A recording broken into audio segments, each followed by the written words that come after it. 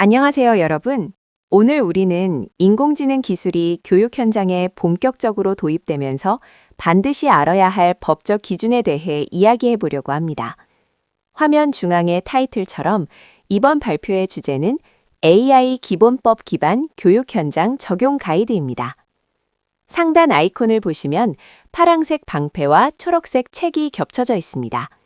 이는 인공지능 기술의 안전한 보호와 신뢰를 바탕으로 한 교육의 만남을 상징합니다.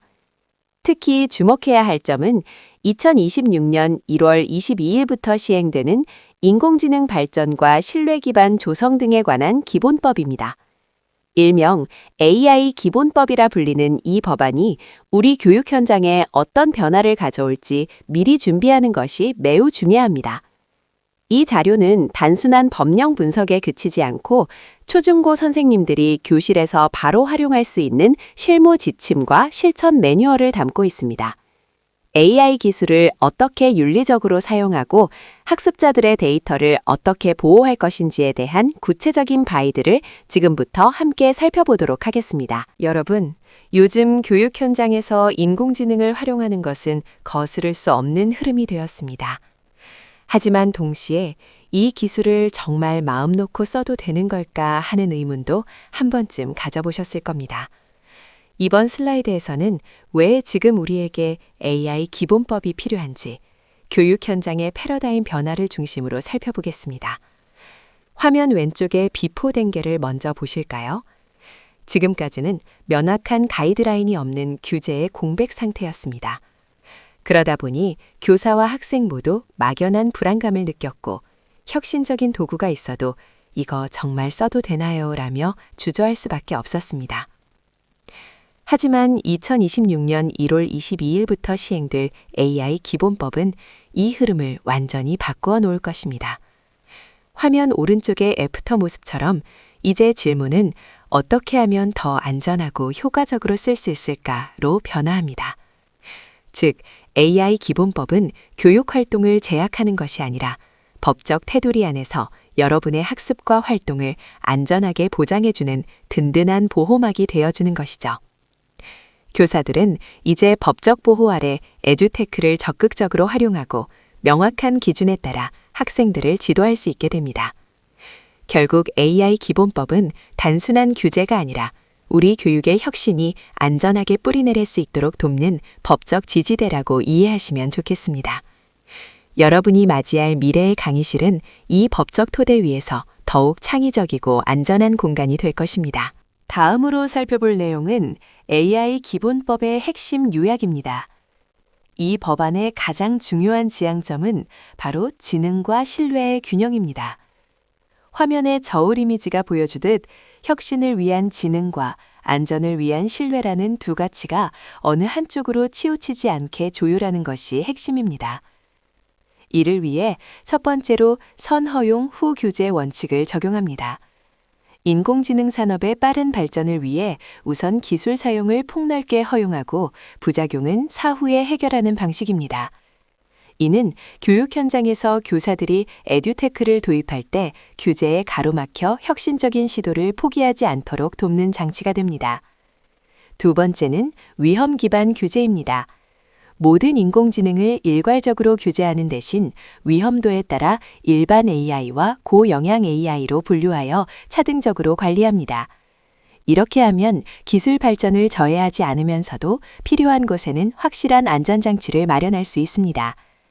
결론적으로 산업 진흥과 안전한 활용 사이의 완벽한 균형을 찾는 것이 AI 기본법의 핵심 철학이며 이는 우리가 교육 현장에 인공지능을 적용할 때 반드시 기억해야 할 원칙이기도 합니다. 다음으로 교육 분야에서 인공지능이 가지는 법적 위상에 대해 살펴보겠습니다. 현재 법적으로 교육은 고영향 AI, 즉 하이 임팩트 AI 영역으로 분류됩니다. 법 제2조에 따르면 고영향 AI란 국민의 생명이나 신체, 그리고 기본권에 중대한 영향을 미치는 영역을 의미합니다. 교육이 왜 여기에 포함될까요? 여러분도 잘 아시다시피 성적 평가나 입학, 진학, 그리고 생활기록부 기록 등은 한 학생의 미래 기회를 결정짓는 매우 중대한 영향이기 때문입니다. 따라서 교육 현장에서 AI를 활용할 때 학교와 교사는 AI 사업자나 운영자 수준의 안전성 확보 의무를 가지게 됩니다. 구체적인 필수 요건으로는 투명성과 설명 가능성, 인간에 의한 직접적인 감독, 그리고 철저한 위험 관리가 요구됩니다. 결국 인공지능이 교육에 도입되더라도 학생의 미래를 결정짓는 핵심적인 부분에서는 교사의 전문적인 개입과 감독, 이른바 휴먼 인 더 루프 원칙이 법적으로 필수적이라는 점을 꼭 기억해야 합니다. 다음 슬라이드에서는 인공지능 시대의 교사가 갖추어야 할 5가지 핵심적인 법적, 윤리적 역할 변화에 대해 살펴보겠습니다. 이제 교사는 단순히 기술을 사용하는 사람을 넘어 AI 기술이 교육 현장에 올바르게 안착할 수 있도록 이끄는 방향타 역할을 해야 합니다. 첫 번째는 책임 있는 관리자의 역할입니다. 고영향 AI가 발생시킬 수 있는 여러 위험 요소를 끊임없이 모니터링하며 안전한 교육 환경을 조성해야 합니다. 두 번째는 데이터 주권 수호자입니다. 학생들의 민감한 개인정보와 학습 과정에서 발생하는 데이터가 외부로 유출되거나 오남용되지 않도록 철저히 보호하는 파수꾼이 되어야 합니다. 세 번째는 윤리교육 가이드입니다. 학생들이 기술의 편리함에만 매몰되지 않도록 AI 리터러시를 함양하고 올바른 윤리적 가치를 실천할 수 있도록 지도해야 합니다. 네 번째는 투명성 감독관입니다. AI 생성물의 출처를 명확히 표시하고 그 활용 과정을 투명하게 공개하도록 지도함으로써 정직한 학습 문화를 만들어가야 합니다. 마지막으로 창의적 혁신가입니다. 선허용 원칙에 따라 다양한 AI 도구를 교육 현장에 적극적으로 도입하며 새로운 교육적 가치를 창출하는 혁신적인 수업을 설계해야 합니다. 결론적으로 미래의 교사는 AI의 단순한 사용자를 넘어 윤리적 관리자이자 교육적 중재자로서 그 역할을 확장해 나가야 합니다. 여러분도 미래의 교육자로서 이러한 핵심 역할들을 어떻게 수행할지 고민해 보시기 바랍니다. 다음으로 학생 데이터 보호를 위해 교사가 현장에서 반드시 지켜야 할 3가지 원칙에 대해 알아보겠습니다. 첫 번째 원칙은 투명한 고지와 동의입니다. 교사는 무엇을 위해 데이터를 수집하는지 학생과 학부모에게 명확히 알려야 합니다. 예를 들어 AI 디지털 교과서 분석용으로 데이터를 활용한다면 이 데이터가 오직 학습 목적으로만 사용된다는 점을 분명히 전달하고 사전에 동의를 구하는 과정이 필수적입니다. 두 번째는 목적 외 사용 금지입니다. 수집된 데이터를 당초 목적과 다르게 학생의 개인적인 성향을 판단하거나 인성을 평가하는 등 허가되지 않은 용도로 전용해서는 안 됩니다. 데이터가 학생에 대한 편견을 만드는 도구가 되지 않도록 정해진 범위 내에서만 활용해야 합니다. 세 번째는 철저한 비식별화입니다. 외부 에듀테크 서비스를 이용할 때는 이름이나 학번 같은 개인 식별 정보를 반드시 삭제해야 합니다. 데이터를 가명 처리하여 누구인지 알 수 없게 만든 후 활용하는 것을 원칙으로 삼아 개인정보 유출 위험을 원천 차단해야 합니다. 결국 학생 데이터는 우리 사회의 소중한 미래 자산입니다. 수집 목적을 명확히 밝히고 꼭 필요한 범위 내에서만 최소한으로 활용하는 교사의 책임감 있는 자세가 무엇보다 중요합니다. 다음은 AI 윤리 교육의 법제화와 교육과정 연계에 대해 살펴보겠습니다. 현재 AI 윤리 교육은 AI 기본법 제24조의 신뢰성 확보 근거와 2022 개정 교육과정의 디지털 소양을 바탕으로 그 중요성이 법작으로도 명문화되고 있습니다. 표를 통해 우리나라의 2022 개정 도덕과 교육과정과 글로벌 스탠다드를 비교해 볼까요? 가치 측면에서 우리나라는 책임성과 공정성을 내포하고 있지만 투명성 부분은 아직 미흡한 편입니다. 교육의 범위 또한 도덕 교과에 집중되어 있어 범교과적인 연계가 약한 상황이죠. 반면 국제적인 기준은 기술과 윤리의 통합, 그리고 프로젝트 기반 학습이나 토론 같은 실천적인 행동을 강력하게 제한하고 있습니다. 이에 따라 실제 교육 현장에서도 다양한 교과 연계가 시도되고 있습니다. 도덕 시간에는 공정성과 책임성에 관한 딜레마 토론을 진행하고 정보 시간에는 직접 알고리즘의 편향성을 실습하거나 데이터 왜곡을 체험해 봅니다. 사회 시간에는 AI로 인한 구조적 변화와 불평등 문제를 심도 있게 다루기도 하죠. 결론적으로 AI 윤리 교육은 이제 단순한 캠페인 수준을 넘어 우리가 디지털 세상을 안전하게 살아가기 위해 반드시 갖춰야 할 필수적인 생존 교육이라고 할 수 있습니다. 다음은 AI 생성물 표시 의무와 투명성 확보에 관한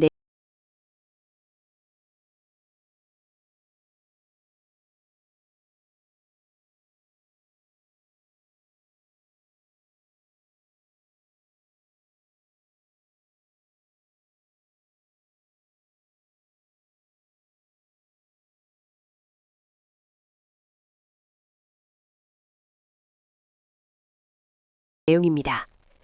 우리가 AI를 활용해 과제나 프로젝트를 수행할 때 반드시 알아야 할 법적 근거가 있는데요. 바로 AI 기본법 제31조입니다. 이 조항에 따라 생성형 AI로 만든 결과물은 크게 세 가지 원칙을 지켜 표시해야 합니다. 첫째, 영상이나 이미지 컨텐츠입니다. 딥페이크 등으로 인해 실제와 혼동될 우려가 있는 경우 반드시 워터마크나 캡션을 삽입해 AI 생성물임을 명확히 알려야 합니다. 둘째는 텍스트 인용 원칙입니다. 오른쪽 예시 화면의 돋보기 부분을 보시면 이 문단이 어떤 도구를 활용해 작성되었는지 구체적으로 적혀 있습니다. 우리도 보고서를 쓸 때 단순히 AI를 썼다고만 하는 것이 아니라 챗GPT 4.0 활용과 같이 사용한 도구를 정확히 명시해야 합니다. 다음으로는 프롬프트의 공개입니다. 수행 결과물을 얻기 위해 어떤 명령어를 활용하고 입력했는지 평가해야 그 과정을 하는지 부록이나 살펴보겠습니다. 각주에 포함하는 것이 좋습니다. 이번 사례의 핵심은 결국 기존의 AI가 만든 결과물 중심 결과물임을 평가에서 투명하게 벗어나 밝히는 것은 과정 대학생으로서 중심 지켜야 할 평가로 학문적 완전히 정직성이자 전환하는 것입니다. 우리 모두가 준수해야 할 법적 구체적인 의무입니다. 평가 기준인 루브릭을 결과물을 함께 활용할 보실까요? 때는 이 투명성 크게 가이드를 네 가지 반드시 영역으로 기억해 주시기 나뉩니다. 바랍니다. 첫째는 문제 정의 단계로 인공지능을 활용해 문제를 얼마나 창의적으로 재해석했는가를 봅니다. 둘째는 협업 과정, 즉 프롬프팅입니다. 인공지능에게 던지는 질문을 어떻게 구체화하고 발전시켜 나갔는지가 중요한 평가 요소가 됩니다. 셋째는 비판적 검증입니다. 인공지능이 내놓는 잘못된 정보인 환각 현상을 스스로 찾아내고 수정했는지를 확인합니다.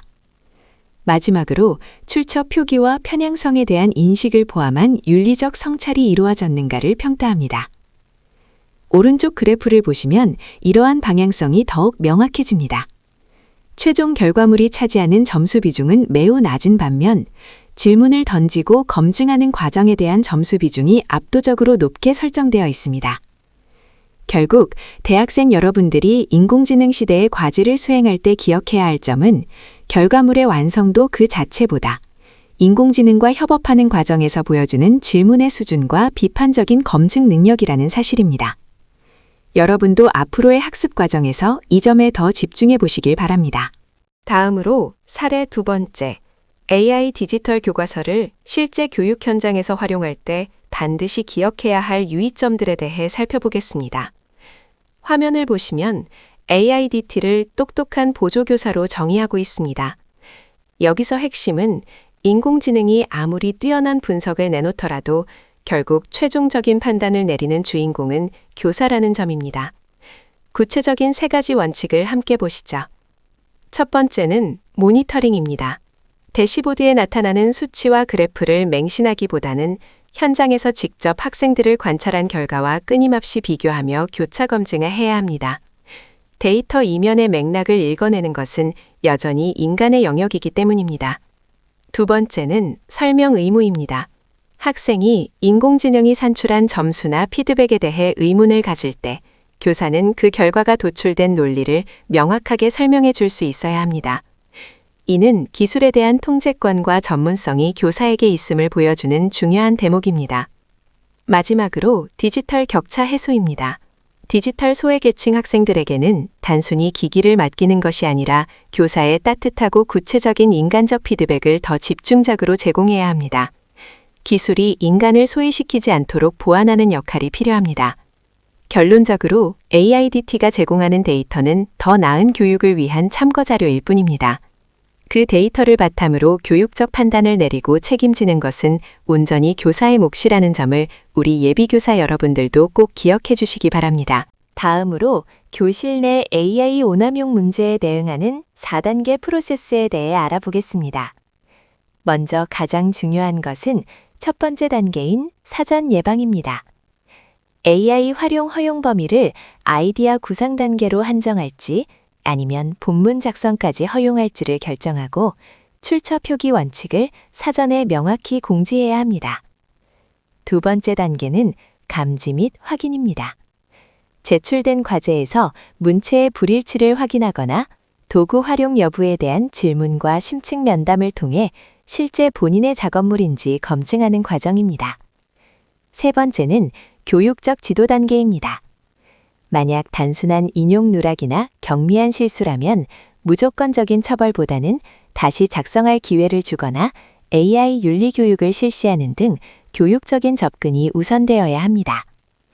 마지막 네 번째는 조치 및 처분입니다. 고의적으로 딥페이크를 유포하거나 상습적으로 표절을 저지르는 악의적이고 중대한 경우에는 학칙이나 관련 규정에 따라 엄중하게 대응해야 합니다. 결국 가이드라인을 미리 제시하고 사안의 고의성과 경중에 따라 교육과 처벌을 명확히 구분하는 것이 이 프로세스의 핵심이라고 할 수 있습니다. 여러분, 새로운 AI 도구를 도입할 때 단순히 기능이 좋은지만 보고 계시지는 않나요? 기술을 활용하기에 앞서 그 도구가 정말 믿을 만한지 따져보는 과정이 반드시 필요합니다.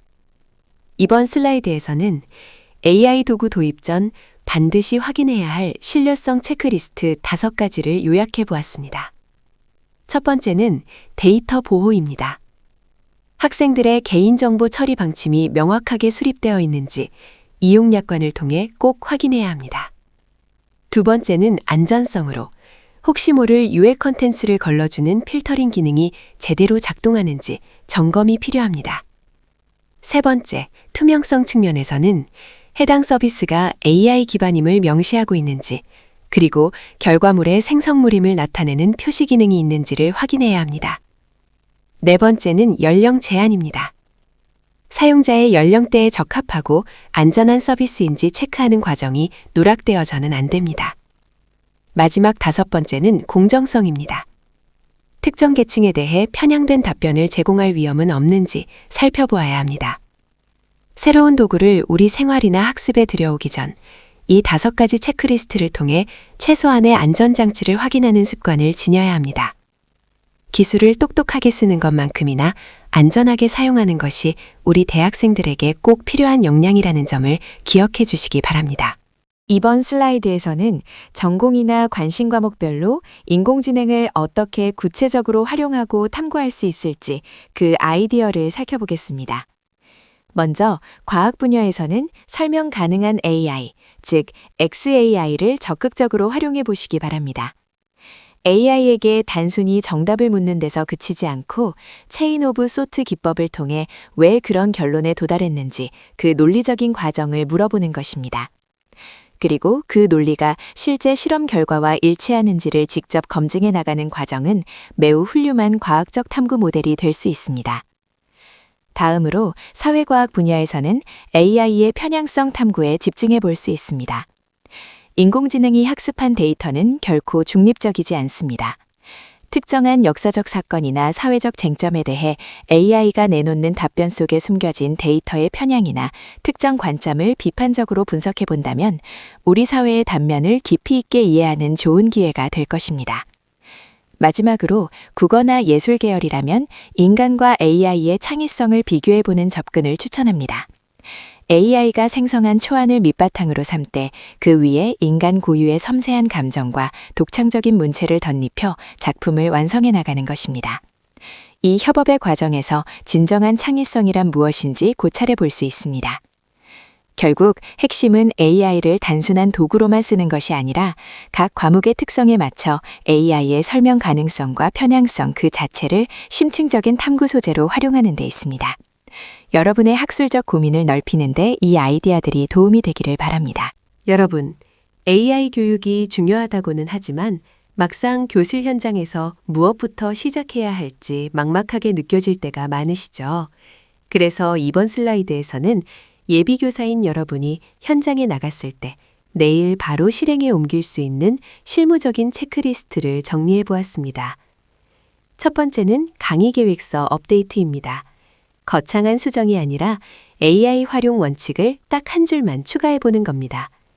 어디까지 허용하고 무엇을 금지할지 명확한 범위를 정해주는 것만으로도 학생들은 훨씬 안정감을 느낍니다. 두 번째는 가정통신문을 통한 소통입니다. 수업 중에 AI 데이터를 어떻게 활용할지, 개인정보 동의는 어떻게 이루어지는지 학부모님께 미리 안내하는 절차를 갖추는 것이 중요합니다. 세 번째는 수업 시작 전 5분 토론입니다. AI가 만든 과제를 과연 내 것이라고 할 수 있는지와 같은 가벼운 질문을 던져보세요. 짧은 대화만으로도 학생들은 AI 윤리에 대해 스스로 생각해보는 기회를 갖게 됩니다. 마지막으로 교무실 책상에 신뢰성 체크리스트를 하나 인쇄해두는 것입니다. 매번 고민할 필요 없이 기준표를 보며 교육 자료의 적절성을 빠르게 판단할 수 있는 든든한 가이드가 될 것입니다. 결국 AI 교육 혁신은 거창한 계획이 아니라 내일 수업의 규칙 한 줄을 바꾸는 작은 실천에서 시작됩니다. 여러분도 현장에서 이 4가지 항목부터 차근차근 시작해 보시길 권장합니다. 지금까지 살펴본 내용을 정리해 보겠습니다. 슬라이드의 제목처럼 우리는 AI 기본법을 교육을 방해하는 규제가 아니라 교육 혁신을 이끄는 중요한 도구로 바라봐야 합니다. 많은 분이 법이라고 하면 감시나 제약을 먼저 떠올리곤 합니다. 하지만 AI 기본법은 교사를 감시하는 CCTV가 아닙니다. 오히려 교육 현장에서 발생할 수 있는 여러 위험으로부터 여러분을 지켜주는 든든한 안전바와 같습니다. 기술은 앞으로도 정말 빠르게 발전할 것입니다. 하지만 그 화려한 기술을 어떤 방향으로 어떻게 활용할지 결정하는 주인공은 결국 현장에 계실 선생님들입니다. 인공지능이 아무리 고도화되어도 교육의 본질적인 방향을 설정하는 것은 결국 사람의 영역이기 때문입니다. 따라서 여러분은 AI 기본법이라는 안전한 법적 테두리 안에서 기술에 대한 걱정보다는 어떻게 하면 가장 인간적인 교육을 실현할 수 있을지를 더 고민해 주셨으면 합니다. 결론적으로 AI 기본법이라는 안전한 울타리가 여러분의 창의성을 마음껏 발휘할 수 있는 토양이 되어줄 것입니다. 그 안에서 여러분은 누구보다 창의적인 교육 혁신가로서 성장하고 활약하실 수 있습니다.